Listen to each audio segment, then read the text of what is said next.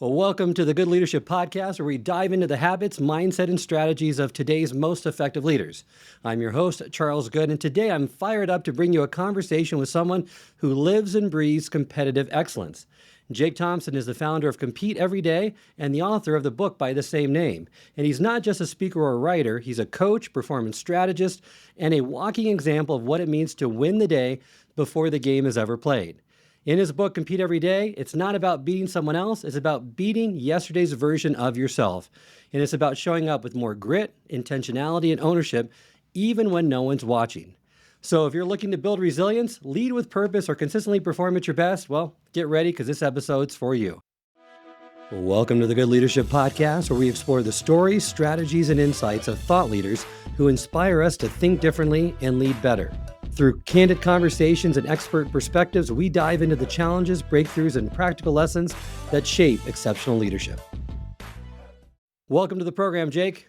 Charles, thanks for having me. Excited to be here. What does it mean to compete every day, and how did that philosophy first take shape? Yeah, it catches a lot of people off guard because I think so much of our culture is around this competitive idea of me versus you. And there's definitely benefits to having external competition. What we see, though, is in the long run, external competition is actually unhealthy from not only a performance standpoint, but a confidence standpoint, a mindset standpoint. There's always someone ahead of you. There's always someone behind you. Focus on the wrong target and you're going to get off track. And so for me, I grew up in small Texas town, East Texas, undersized athlete. And so this idea of outworking and outsmarting your competitors was what I lived by. The problem is, as I got older, my relationship with competition became a little more unhealthy. But everything around my worth was tied up in, am I better than you? Whether we're talking about class, games, sports, whatever. And that's a really tough way to live. And what happened is I had an incident when I went to college to play football, got injured for the first time in my life. I'm having to compete with myself and went into, honestly, a depressive mental hole. Because I didn't know where to find value. I didn't know where to find worth. I didn't understand this idea of me versus me. It was always about me versus you. Flash forward years later, I'm working as a marketing consultant here in Dallas, Texas. Had some great client lists. I was making good money, but was living a pretty, I would say, average life. Like on the outside, it looked really good, but on the inside, I was really unfulfilled. And I read a book by a guy named Donald Miller called 1,000,000 Miles in 1,000 Years. And it really opened my eyes to the idea of what a great story encompasses and what a great life could. And so I said, what would life look like if I start doing things differently? So I've made great money, but everything else for me is in shambles. I'm 50 to 60 pounds overweight. A lot of my relationships were incredibly superficial. Only thing I was looking forward to was Friday and Saturday night when we were going out, or Sundays if it was football season. And so I started, first thing I did was go back to the gym. It's like, as an athlete, let me go in the gym and work out. But for the first time, it wasn't about what's that person over there lifting or how much stronger are they. It was, can I do one more rep? Can I go a little bit heavier? If I play basketball today, hey, can I be a little bit more conditioned this time and play 2 games in a row versus 1 and being winded? And so day after day after day, it really became this idea of competing with yourself.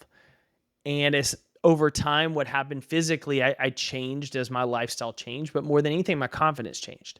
I stopped chasing this approval. I stopped getting caught up in what everyone else was doing or would think of me. And when people would ask, I would just tell them I'm competing with myself.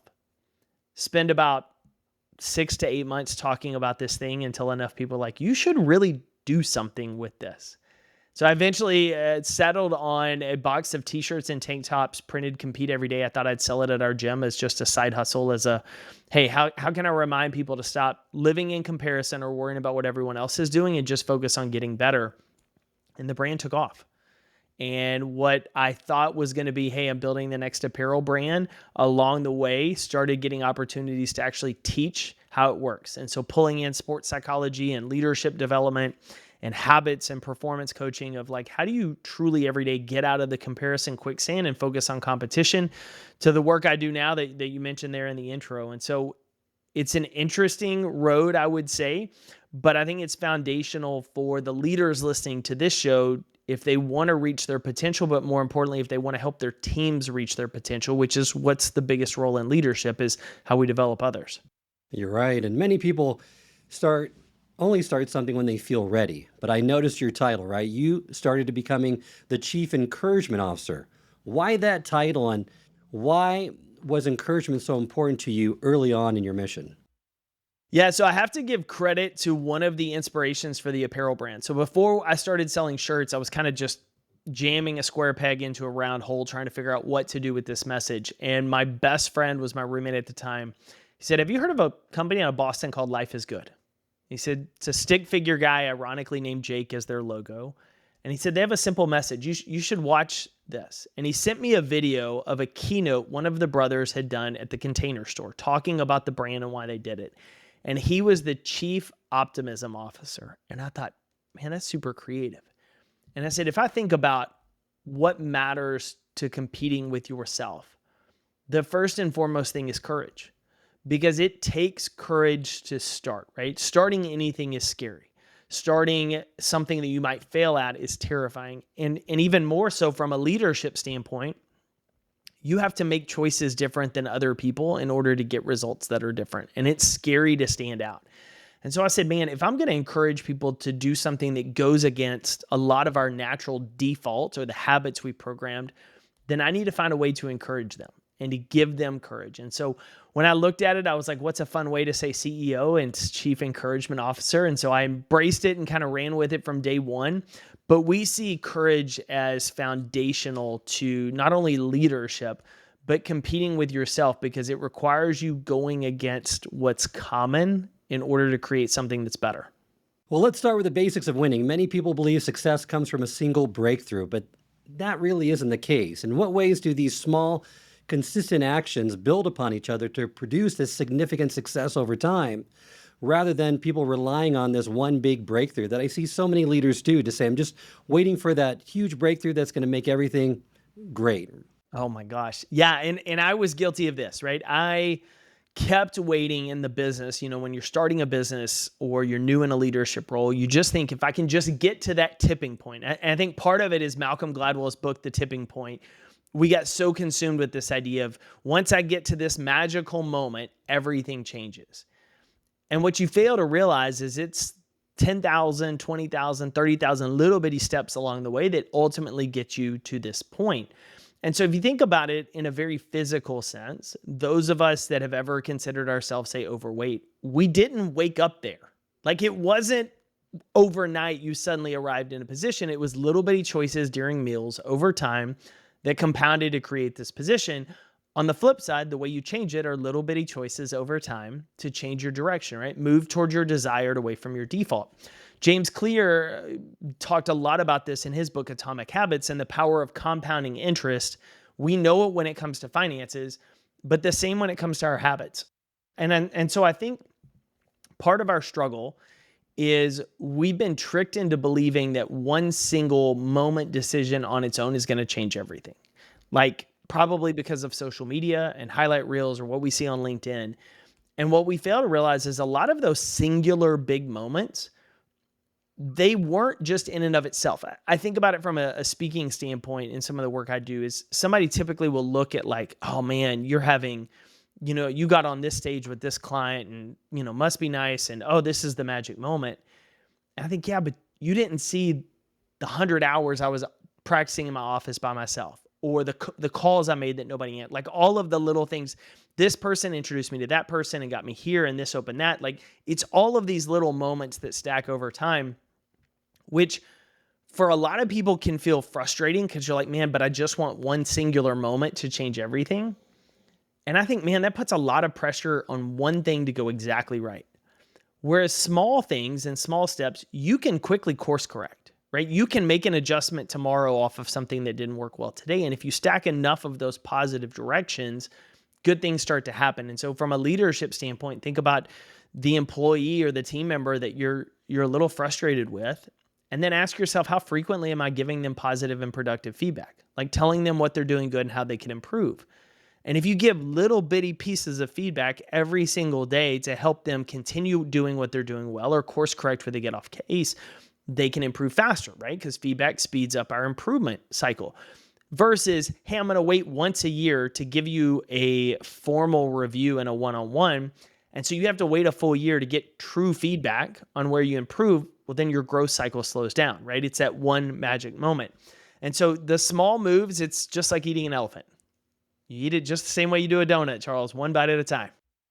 When I see this a lot with overnight successes too, and people say, I'm not an overnight success. It took 10 years, 20 years of grinding it out behind the scenes before I was recognized. So it just didn't happen all at once. These were these small, consistent actions over a long period of time that got me to where I am today. And it's funny, we typically think of overnight successes like with musicians, right? And I always laugh. There's a band I love called Need to Breathe out of South Carolina. And the first time I saw them was 2006. They opened in Fort Worth, Texas. They opened for the band Train. And so it was a full Bass Hall. Second time I saw them was in a tiny bar in Dallas with 10 other people. And the next time I saw them, there were like 30 of us in the room. Well, flash forward 5 years later, they opened for Taylor Swift. And then they got to do their own tours. And so now you look at pictures and they have these sold out venues and full rooms. And I'm like, I was in the room when there were like 10 of us. But we don't see it because we only see the snapshot of when we come in on the story, right? And that leadership spot. And so that's one of the other reasons, comparison's such a dangerous trap is, we look at where you are now and not necessarily everything that went into getting to now. And we just make an assumption that your journey was harder, different, whatever than ours because we're comparing our whole story to your snapshot. But moving from actions to mindset, I love, this is something that's unique. I haven't seen this phrase before, but how we interpret stress can change our outcomes. So how does interpreting a stressful situation as a challenge rather than a threat influence both our physiological response and our ability to perform under pressure? Yeah, it's actually fascinating, our brains and everything that we continue to learn about them, right? When you see something as a threat, right, and you're stressed about it, you see pressure, we'll say this, you see pressure as a threat, right? There's a pressure-filled situation, you see it as a threat. Your body responds naturally. It tenses up, it gets defensive. You're not primed to attack, you're actually primed to run the other direction.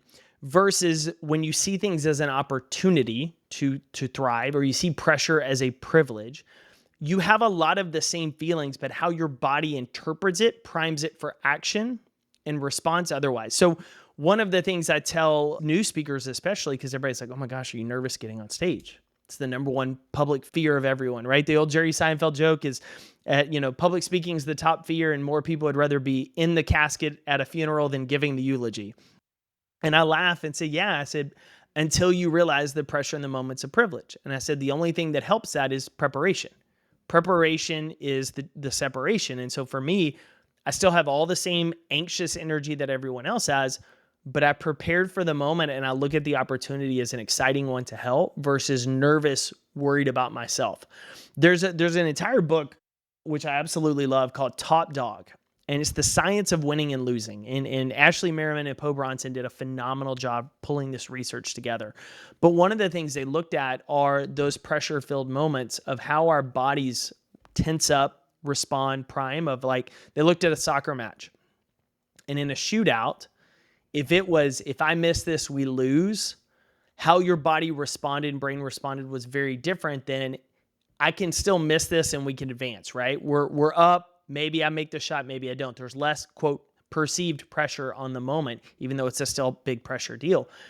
And so for us as leaders, it's really important when we see discomfort, when we view change, when we look at different situations that you would typically perceive as negative as opportunities, right? Discomfort is seen by most people as the enemy, right? We want to be comfortable in the foot. But you can also look at it as a natural signal for growth, right? Because it's something you've never done before. Does it make it easier? Maybe a little bit, but it's still going to be challenging. But how you show up in those moments, your attitude, your perspective on it changes very differently. And the most important thing from a leadership standpoint is other people watch how you handle those situations, right? They understand when you're in a stressful time or we've got major deadlines. If you're freaking out, versus maintaining your cool of like, hey, this is a great challenge for us, y'all. We've got a short timeline. We've got a big client project. This is a really cool opportunity to see what we're made of versus, oh my God, we have to do this. I can't believe this, right? Your team feeds off of that. And all of us would rather be with the person who's like, let's look at this opportunity. What can we do? What are we capable of? Versus the one who freaks out. And so our brains respond to that. And your natural instinct in every situation is negative. Your brain is programmed for negativity. The reason being is if we were to go back 400 years and your brain wasn't programmed for negativity, your family lineage probably stopped when there was a rustling in the bushes. Because if the first instinct is this is not an animal that's going to eat me, you're probably gone. But if it was a negative, oh my gosh, there's rustling in the bushes, there's something going to get me, and you run, it turns out to be a rabbit, you're like, oh, okay. But if it was a tiger or lion or bear, you name it, like you're already running. So your brain naturally has this defense mechanism for negativity.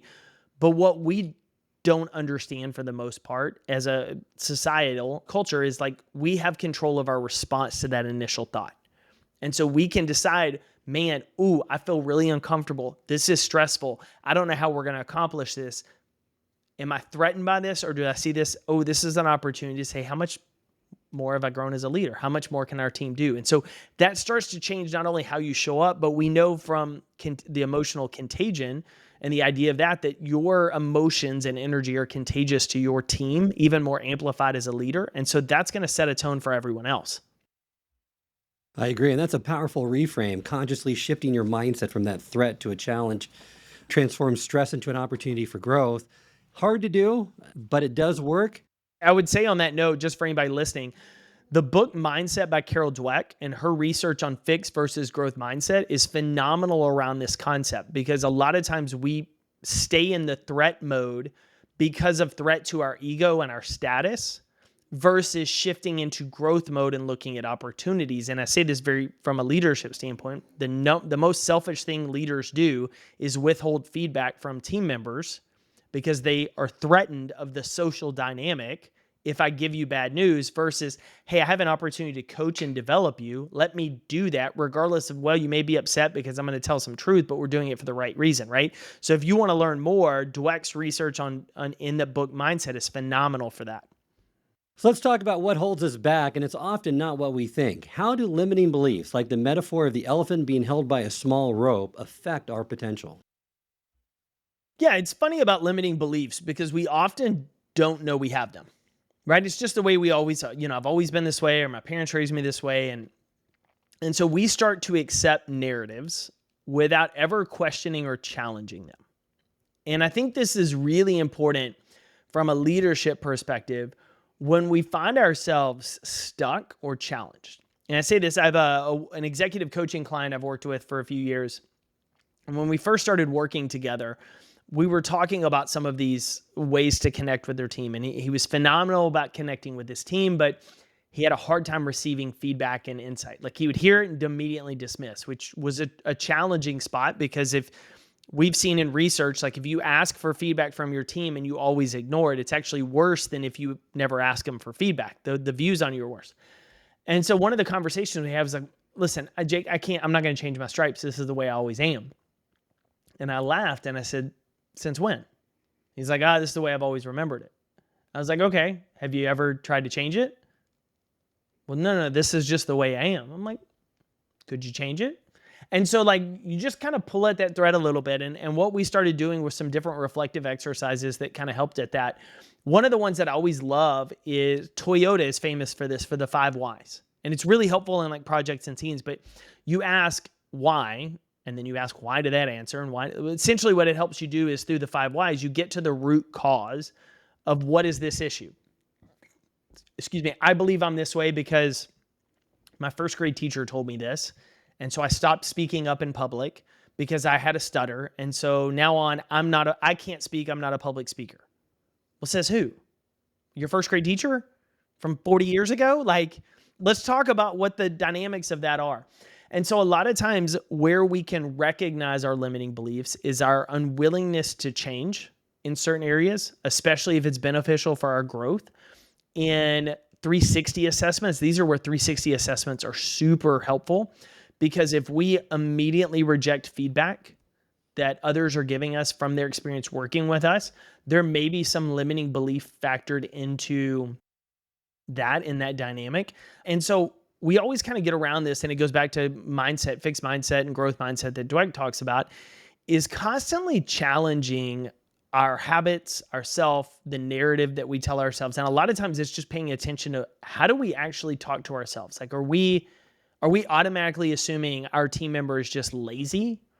Or are we questioning, have I actually done a really good job of explaining in detail what I need and what my expectations are of how it's delivered? Right? Is it start here, right? Or am I just creating the belief that nobody works as hard as me? And so there's all sorts of these kind of limiting beliefs and narratives, and they take work. It's not an overnight change. But the best way to approach it from a leadership and just life standpoint is to be more curious. Why do I say this? Why do I think I can never be someone who speaks in public? Why do I think that everybody I hire is just lazy? Why do I believe I'm never going to be good at giving feedback? And start to get at the root of that, and then understand you didn't get there overnight, right? You didn't cement those thoughts in overnight. So you're not going to change them overnight, but you can start to do little steps, 10,000 steps, right? Not one tipping point, that start to move you in a direction that builds the evidence that, oh, you are capable of presenting in front of your company. You are capable of developing a team member. You are capable of managing your time.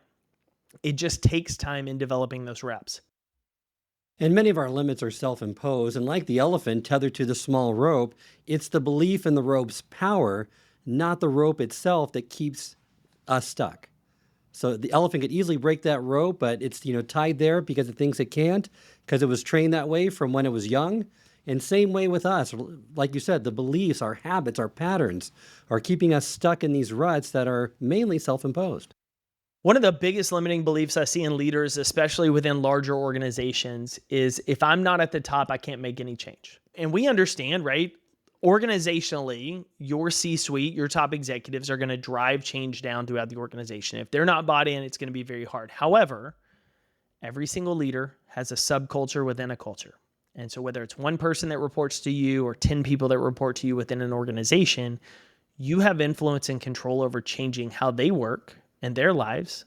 And yeah, there's things outside of your control that you have to deal with, but there's things outside of a solopreneur's business that they have to deal with, and everything in between. And so one of the limiting beliefs of, I can't change everything. What's the point? Why bother? I can't do anything, really removes our responsibility as a leader with a limiting belief that we can't influence those directly in our charge. And so that's one of the ones we see the most and try to actively change. Because if you create enough change within subcultures as leaders driven in the same direction, you'll change an organization from the bottom up. It's hard, but you're also not as limited as you think you are. Well, how can understanding the most common end-of-life regrets help individuals make choices that align more closely with their values? I love you include this in the book from Bronnie Ware. She documents her experiences working in hospice, and she interviewed people about life at the end of their lives and what was the biggest regret that they carried. Perhaps you can kind of educate our audience regarding that, and just kind of how can we not have that regret as we get closer to that time for us? Yeah. So Ware's work in hospice really kind of detailed that the biggest regret for people is living a life aligned with someone else's goals or focus for them rather than their own. In our compete framework that's going to be in my next book coming out, we talk about this idea of getting really clear on the game you want to play. And I think it's really important to have the end in mind, because for a lot of us, we're chasing finish lines in games that other people have set for us or for themselves that we think we need to do. And I say this, right? There are leaders listening to this show that they could care less if they make $1 million. They'd like to, but they want to make sure that they make enough money to take care of their family and they never miss a kid's dance recital or soccer practice. They don't need the C-suite. Like, they want to make sure there's other people listening. They're like, I'm building a business. I want to change the world. Awesome. You have to know the game that matters to you, because if you chase someone else's version of success, you're ultimately going to get there and be disappointed in the outcome. And I say this from a career standpoint and a life standpoint. Like, from a career standpoint, a beautiful example is A.J. Brown. He's an NFL wide receiver, plays for the Philadelphia Eagles. He won the Super Bowl. 2 days after the Super Bowl, he made a post on Instagram that says, my entire life, I never won a championship, high school, college, NFL until now. Everybody told me once you're a champion, everything changes. He said the high lasted not even 2 days. He said, I realized I love the work, the journey. It's not the outcome, it's the process. And the beauty in that is how many times do we spend all of our life pursuing an outcome only to be disappointed and realize like we didn't really want that outcome. We wanted what we thought it was and not what it actually was. And so understanding the end in mind of what's going to matter. And at the end of the day, like I believe if you're a leader, like your job is to impact people. If you're building a business, build the biggest business you can, because if you have money, you can use money to hire people, which is change lives, donate, and contribute. You can't do a whole lot of that if you're not making an income. That said, when it's all said and done, nobody cares about your social media following numbers, how much money you had. They care about like the lives you've changed. And so keeping that in mind is really helpful. There's a book I actually recently read like in June called Die with Zero. And it was a fascinating read because he talked about it from a financial perspective of being mindful about how you live now. So for your kids and everything else. And the one thing I took away from it really is more and more of that concept of living with the end in mind of, I don't want to be 85 trying to walk the streets of Rome for the first time, right? I want to take the vacation with my kids now versus, oh, I'll take it when I retire. And so there's little bitty decisions that it is, because for all of us, we struggle making decisions today with tomorrow in mind, right? We want to lose weight, but man, that donut looks really good on the table in front of us versus I'm going to put it off because this is the goal I have tomorrow, right? I need to save money today so I have a little bit more in retirement tomorrow. I need to coach my team up today, even though it's going to take time away from tasks I could be doing, so that they can take more tasks off my plate tomorrow, right? It's the reason we don't delegate. It's faster for me now than to teach someone else. And so the more you can play with the end in mind, the more effective you actually become in the now. The more present you become in the conversations and relationships with your team members, with your family members, with your friends, the better decisions you can make in your business, because you start playing strategically in the long game. And for any of our listeners that are in sales, you know this. It's relationships, right? It is a relationship game. And people that make sales all transactional versus relational, typically it's a one and done sale.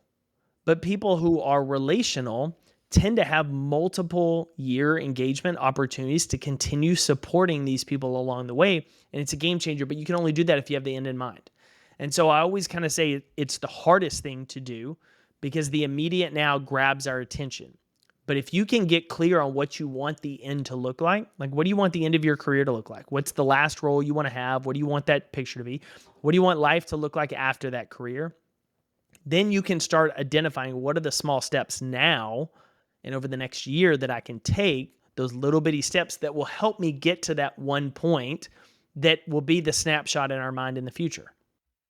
And that top regret of not living true to yourself really underscores the importance of authenticity and making choices aligned with your personal values rather than conforming to those external expectations that others always are throwing at you. I hope this episode has provided you with valuable insights. If it has, I ask you to share it with someone who would also benefit from it. If you've been enjoying and gaining knowledge from this podcast, then subscribe to our YouTube channel where you can find all the previous episodes of the podcast and additional learning resources. You can also subscribe to the podcast on Apple or Spotify and leave up to a 5-star review.